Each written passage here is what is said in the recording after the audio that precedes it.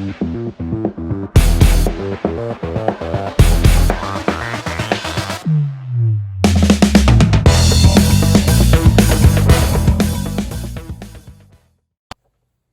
everyone, welcome back to another episode. Thanks for tuning in.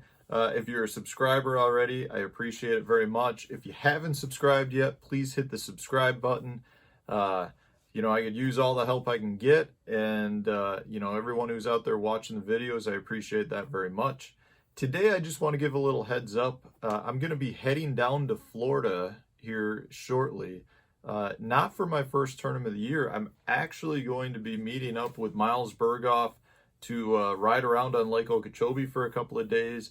I've heard that since the big hurricane a few years ago and all of the aquatic spraying the aquatic weed spraying that they're doing, that the lake is significantly different than the last time I was there, which probably was like 4 or 5 years ago at this point. So I got this opportunity to get down there and take a look around, and I think it'll be very helpful come my tournament, which will be in a couple of weeks. So this is a couple of weeks prior to our official practice cutoff period. And so I just wanted to give you guys a little bit of information as to what baits you need for Florida. So I'm going to be flying down there. I'm not taking any rods. I'm going to take a handful of reels, take a handful of baits, and then Miles is going to let me use some of his rods. So, Florida is one of those places that we go to, and I feel like from a tackle perspective, it's pretty straightforward. Yes, there's lots of different baits that you can use. There's lots of different baits that work, but you really only need a handful of baits and you'll be fine. I mean, you're going to be fishing for the most part shallow grass. It could be emergent, it could be submergent, but either way, it's grass, and you can really get by with a few baits. So I'm throwing a handful of baits into my suitcase. I'm going to take them down there just so I don't have to use all of Miles' stuff. And there's a few things that I want to try when I'm on the lake. So here are the necessities. When you go to Florida, this is what you need. So the first thing is some sort of stick bait. This is the Berkley Max Scent General. This is my favorite. Some sort of just straight plastic stick bait you have to have. And color for Florida, most people would say black and blue or June bug are the colors you want. I agree with that, but I've also found that any of the natural greens work as well. Green pumpkin. I think it depends on watercolor. If you're in stuff that's a little dirtier or really tannic, then definitely you want to go with the black and blue or a June bug, or black is really good. But if, sometimes you can get into some gin clear water, and in that case, then, the natural greens work every bit as good as the black and blues. But you have to have, some sort of stick worm, whether that's the General or a Senko or whatever your favorite one is. These are like a mainstay, absolutely mainstay. So then you've got, if you're in some big hydrilla mats or some offshore submergent grass, really for me, there's a couple of baits I like to throw. First is a swim jig, and with the swim jig colors, black and blues, purples all work great, as well as like a golden shiner type color like that. These are all, you got to have a swim jig, because the swim jig you can throw offshore, you can throw that up shallow, you can cover a lot of water to try to find where there are active fish. Because when you're in Florida, a lot of times it's about finding where the fish are. The lakes, for the most part, all look the same, and you'll find, little areas within, the bigger areas that are holding more fish. So a lot of times you want to cover water to try to find those groups of fish. And then once you do, you can slow down with, your General or Senko or whatever you want to throw. This is the wind-up worm. This is a worm that has been a go-to for me for the last 2 years. It's a speed worm type bait. It's just a worm with a boot tail on the back. It's a great bait for pulling through hydrilla and fishing offshore grass. So, some sort of, a plastic worm that can be a search bait is also a very good bait.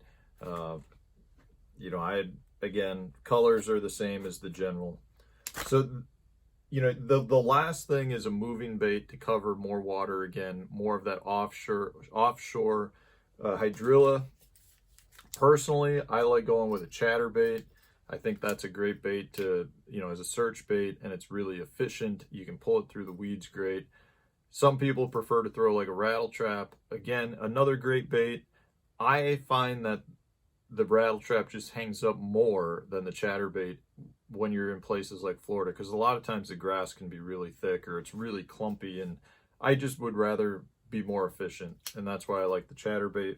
Again, a rattle trap style bait works great, a lipless.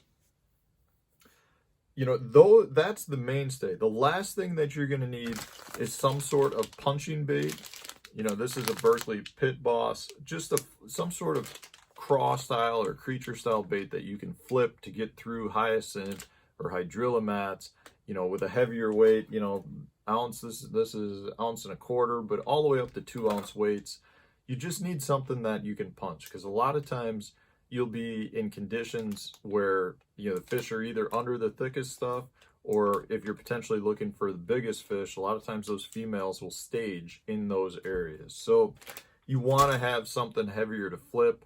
So, really, that's kind of all you need. You can branch out from that big time and start bringing in other things. But really what you need is a worm to drag, a slow moving worm, then more of like a bait to cover water, whether that's your wind-up worm or a swim jig or a rattle trap or a chatterbait. And then you need something to flip, a heavier bait to flip into some of the thick stuff. That's the three main categories in Florida. Yes, you can potentially get into some offshore stuff. Yes, there could be potentially on Okeechobee some rim canal type stuff. The only other things that I'm bringing with me, other than the baits I've showed you, is a top water. This is a spin rocket prop bait. It's a great Florida bait. The Florida fish love prop baits. And I honestly am not I don't normally throw it when I'm on Okeechobee in a tournament standpoint, but it's a bait that I want to really work on more down in Florida to see the true potential of it. So I'm going to take a spin rocket with me, and then the last one is just some of these beaten paddle frogs. A frog, there have been a few occasions on Okeechobee where I've been on some absolutely phenomenal quality and quantity of big fish with a frog like that, or a toad style bait. And it just seems like it's really situational. Like when it's on, it's really good. When it's not on, you'd be better off throwing something under the surface. So I'm bringing a couple frogs, a couple of those top waters, the spin rockets with me. And this is really all you need for Florida. You can keep it really simple. You don't need to take a ton of rods. You can bring your spinning rods if you want. There's not really much need, in my opinion, for it.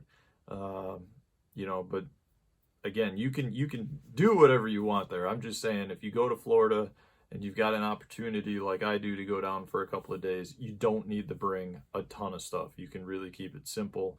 It's one of those places where, I'm hoping to go into that tournament with like 3 or 4 rods on my deck.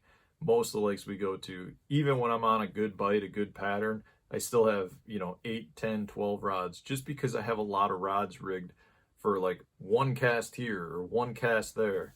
And I just want to be ready in case something happens. In this case, in Florida, 3 or 4 rods will get you through the entire day, entire week, really. I mean, it's kind of nice to go there because you don't need to be spread out so much. But anyways, guys, I'll be hopefully checking in with you while I'm down in Florida. I'm looking forward to getting out of this winter for a few days and just seeing the sun. We haven't had the sun here in I don't know, it's been like 2 weeks. It's finally trying to pop out today a little bit, but it's definitely been pretty dreary over the last couple of weeks. So it'll be nice to get away. So stay tuned. I should have some videos coming from Florida for you. It'll be a nice little change of pace. I appreciate you watching. Hit the like button, hit the subscribe button, leave me a comment. I appreciate all you guys watching, guys. Stay tuned.